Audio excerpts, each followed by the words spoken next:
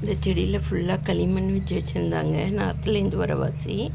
இப்போ நான் அந்த களிமண்லாம் ரிமூவ் பண்ணிவிட்டு வெறும் செம்மண் எருவில் வந்துட்டு வச்சுக்கலாம். இந்த பல்பு கொஞ்சம் ரூட்டு மட்டும் உள்ள போய் இப்படி இருந்தால் போதும்.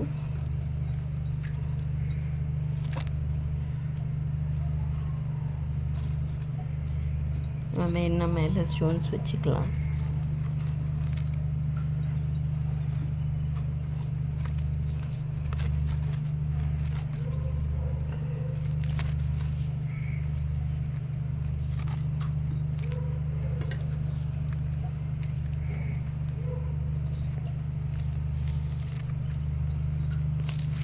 நல்லா நட்டு விட்டாச்சு.